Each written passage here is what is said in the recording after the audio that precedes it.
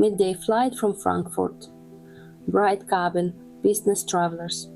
He asked for black coffee, no sugar. Then he said something almost casually. My sister thinks my life belongs to her. And this is the story he shared with me. She thought my silence was permission. She was wrong. I didn't think my secret was even a secret. It was just a piece of my life I kept private because it was mine. Not shameful, not dangerous, just mine. My sister Lina has never handled mine very well. Last Sunday our parents hosted a family dinner. Roast chicken, potatoes. Too many people in a dining room that was built for fewer. My aunt and uncle came. 2 cousins. Lina, her husband, and me. I almost didn't go. Lina and I had been doing that tense politeness lately. Smiling, texting about logistics. Never touching anything real. But my mom sounded hopeful on the phone. The kind of hope that says, please show up so I can pretend we're okay. So I showed up. At first it was normal. My dad made jokes. My aunt complained about grocery prices. My cousin asked about work. Lina stayed quiet, which should have been my first warning. Halfway through dinner, my mom asked for a small toast. She clinked her glass. She said she was grateful we were all together. Life is short. She loves us. Everyone murmured, cheers. Then Lina stood up, not with a glass, with her phone. I just want to share something, she said, bright and sweet, because we're all family, and honesty matters. My stomach dipped, but I still didn't know why. She turned to me. You know how we always wondered what happened back when you disappeared for a while? She asked, loud enough for the whole table. I didn't disappear. I took space after a rough year. I got quiet. I stopped answering calls for a couple months. But Lina loved the dramatic version. My mom's fork paused mid-air. My dad looked like he might stop her. Then he didn't. Because with Lina, everyone assumes it's easier to let her talk and clean up afterward. Lina smiled wider. Well, she said, tapping her screen. I found out why. She lifted her phone like she was about to show a funny video. I found your little account, she announced. My aunt blinked. Account? Lina laughed. She's been writing online. Personal stuff. About us. The table leaned in. Curiosity does that to people. Even people who love you. I felt heat rise in my face. Not guilt. Just that awful sensation of being unwrapped in front of an audience. Yes, I write. Not gossip, not names. I write about grief, burnout. What it feels like to grow up in a home where attention is a competition and being fine is expected. It wasn't under my real name. It wasn't linked to my social media.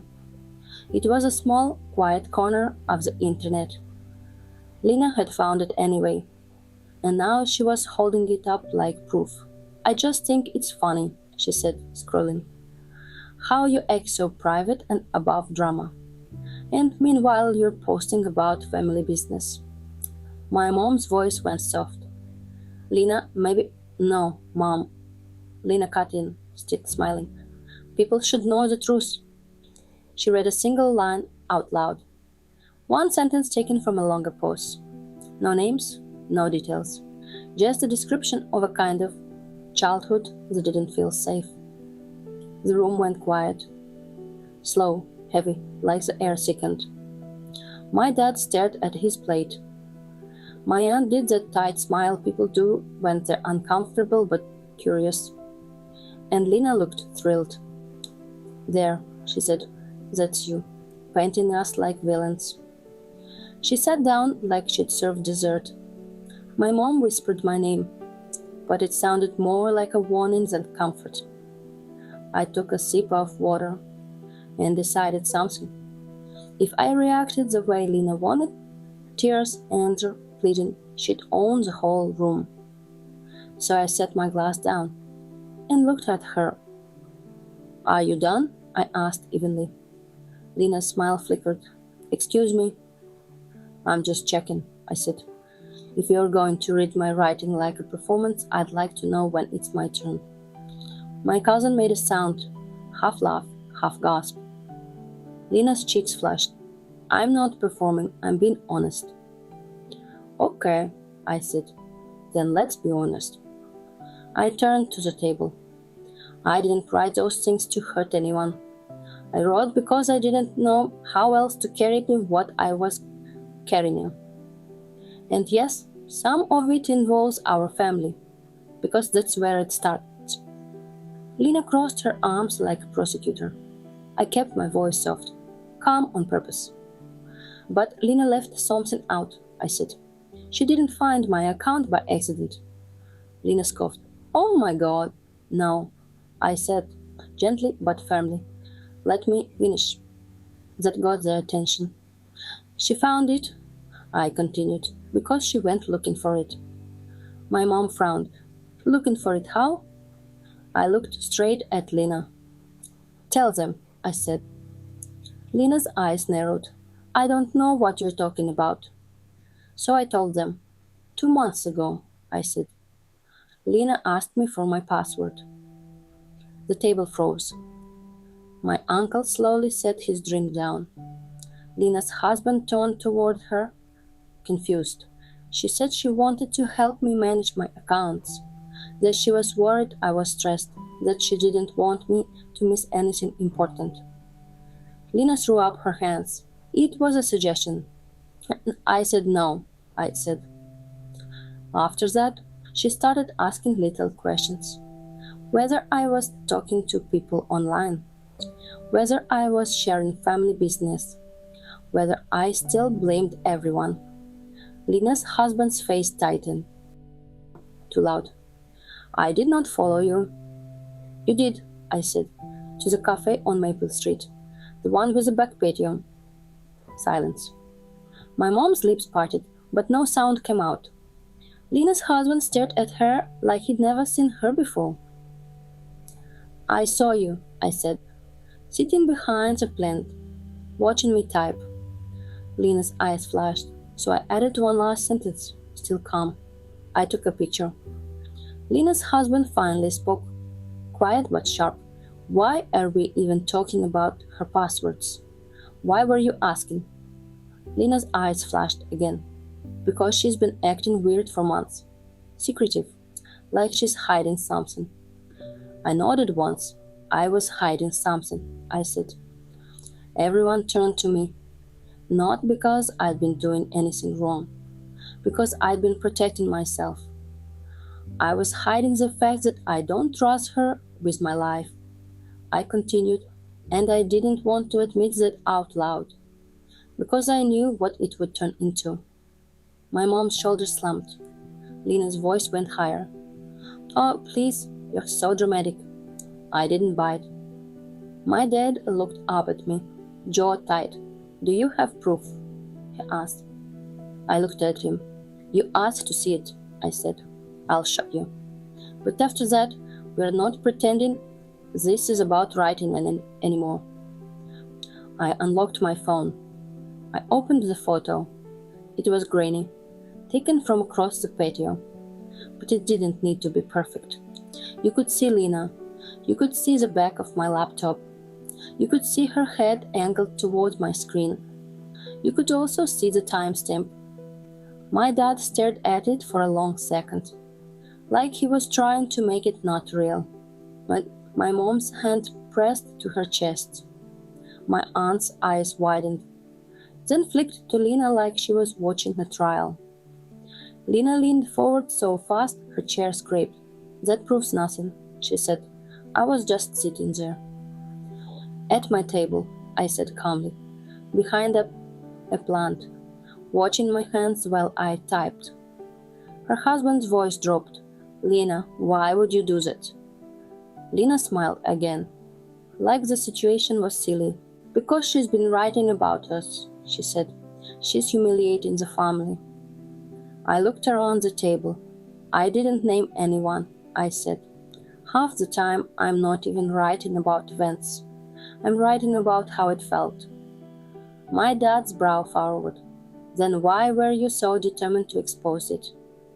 Lina opened her mouth, closed it, then tried again. Because she's always the victim. She leaves, she comes back, she acts above everyone. My mom interrupted.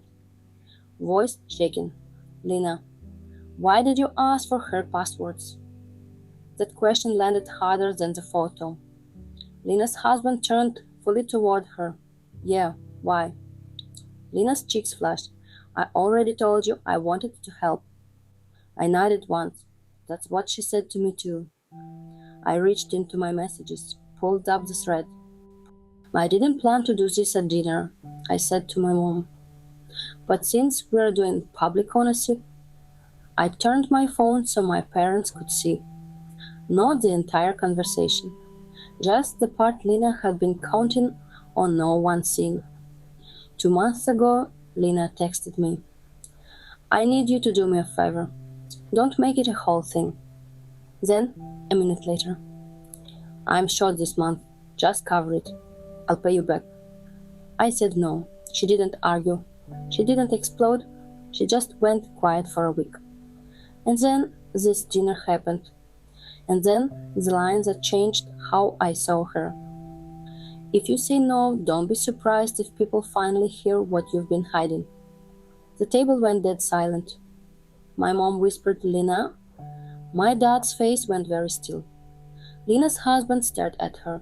What is that? Lina reached for my phone. My dad's hand came down on the table, hard enough to make the plates jump. Don't, he said. Not loud. Worse than loud? Lina froze. My mom's voice cracked. You threatened her. Lina's eyes filled.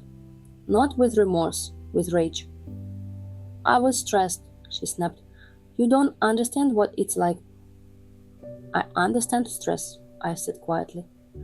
I understand using someone's private life as leverage. Lina turned on me. So you're going to ruin me in front of everyone? I shook my head. No, I said. You tried to ruin me. I'm just not carrying it anymore. Then I looked at the table and gave them the part Lina never planned to share. The reason I pulled away that year, I said, wasn't because I was hiding something scandalous. It was because Lina kept treating my life like it was a resource. I kept my tone soft. Every time I got something good, peace, a promotion, a new apartment, Lina would show up with a crisis. Not to connect, to collect. And if I didn't hand over what she wanted, she'd punish me. With gossip, with little jokes, with concern. Lina's husband sat back like he'd been hit. My aunt stared at her plate. My mom's eyes were wet. Is that true? She asked Lina. Lina looked around the table, realizing she'd lost the audience. She's exaggerating, Lina said. She's always been sensitive. She makes everything into a story. I nodded, slow. Maybe, I said. Or maybe I finally stopped letting you narrate my life for me. The room went quiet again. Different this time. Not awkward. Settled. My dad exhaled through his nose. Lina, he said, you stand up at my table. You read her private writing. And you think you're the victim. Lina's voice got small. I thought we were family. I looked at her. Family isn't access, I said to you. Family isn't passwords. Family isn't blackmail disguised as concern. Her husband flinched at that word. Lina's face twisted. So what? You're perfect. No, I said. I am just done being quiet so you can be comfortable. My mom reached for Lina's hand. Lina pulled away. My dad pushed his chair back, stood. Dinner's over, he said. Everyone started moving. Plates gathering, chairs scraping. People suddenly needing to be in a different room. Lina stayed seated, trembling. I didn't gloat. I didn't smile. I just gathered my coat. As I walked past her, Lina hissed, "You're going to regret this." I paused. "I regretted letting you do it for years." I said, "Not tonight." Then I left. In the car, my hands finally started shaking, because being steady at the table doesn't mean it doesn't cost you afterward. I got home, sat on my couch in the quiet, stared at my phone, waiting for the fallout. It came in waves. My mom called first, crying. Not because Lina got caught, because she realized how long I had been carrying it alone. My dad texted me one sentence. "I should have stopped this years ago." Lina didn't call. She posted a vague dramatic post about toxic people, about betrayal, about being attacked for speaking the truth. And for the first time, I didn't feel the urge to respond, because the people who mattered had seen the real context at the table, and Lina learned something she never expected. My silence was never her permission. It was just my survival. The next morning, I woke up to a group text from my aunt. It was the classic "let's keep the peace" message. Maybe everyone was emotional. Maybe we all said things we didn't mean. Let's not let this become a permanent rift. A permanent rift. Like Lina hadn't just tried to turn my private life into dinner entertainment. Like she hadn't used my privacy as a bargaining chip. My mom texted separately. "I love you. I'm sorry. I'm processing. Please don't disappear." That one broke me more than the dinner did, because my mom still thinks silence is the same thing as punishment. I replied, "I'm not disappearing. I'm just not taking hits quietly anymore." Then Lina finally messaged me. Not an apology, a demand. "You embarrassed me. You need to tell them you overreacted." I stared at it for a full minute. Then I typed back one line. "You can't threaten me and call it honesty." She sent a bunch of voice notes after that. I didn't open them. I did something I've never done with Lina. I set a boundary in writing. Do not contact me for money. Do not ask for access to my accounts. Do not mention my writing to the family again. If you do, I will leave the conversation immediately. She replied with a single word, "Wow." And that was it. Not because it was resolved, because for once I stopped playing her game. I can't control what Lina tells people. I can't control what version of me she performs when she doesn't get her way. But I can control one thing, and I know what you're thinking. No, I didn't show them the entire account. I didn't read every message out loud. Just the one line, the one that mattered. Yes, I changed my passwords. Yes, I added extra security. And no, I'm not deleting my writing. It's my voice. She doesn't get to confiscate that. Some doors close quietly, some never really do. If this story fell close to home, there's another one waiting for you here. This is Behind Closed Doors. Stay.